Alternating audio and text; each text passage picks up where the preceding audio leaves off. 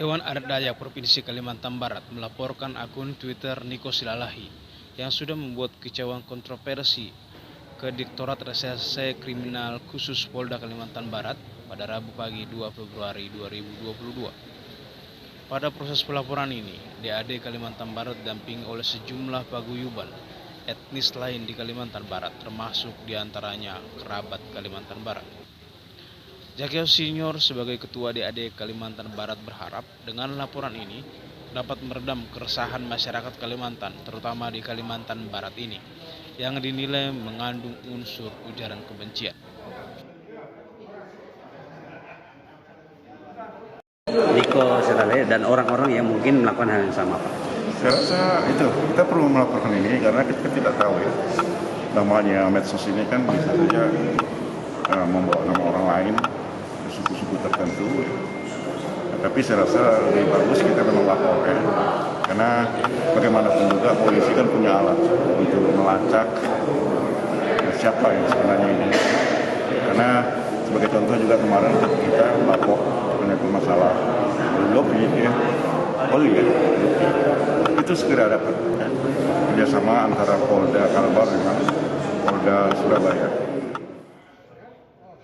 Pada pelaporan ini, DAD Kalimantan Barat turut dampingi oleh Ketua Kerukunan Masyarakat Batak Kalimantan Barat, yaitu Rihat Narsir Silalahi, yang juga menjadi saksi dalam pelaporan ini. Natsir Silalahi menyatakan pelaporan ini dilakukan agar tidak menjadi multitafsir di masyarakat.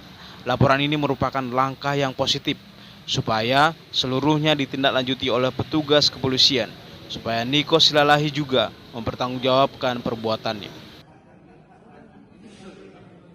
Bahwa pada hari ini pelapor adalah saudara kita Dewan Adat Dayak. Kami sebagai saksi pelapor dari kerabat dan MABM Melayu, bahwa kami betul-betul juga menyaksikan adanya postingan itu. Dampak postingan itu segera kita laporkan.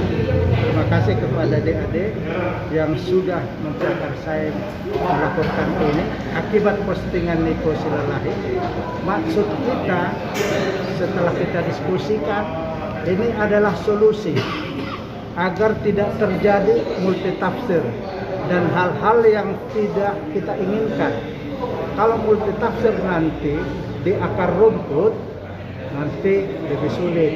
Oleh karena itu, kalau kita laporkan kita telah melakukan langkah yang positif, biarlah Polri, penegak hukum yang mengejar apa yang dikatakan Ketua Dewan Adat Dayak tadi, siapa sesungguhnya Niko Silalahi, dan ucapannya adalah tanggung jawab pribadi. Jadi kita mengkehendaki Perkumpulan Merah Putih yang menaungi 23 etnis selama ini Kalbar sudah kondisif.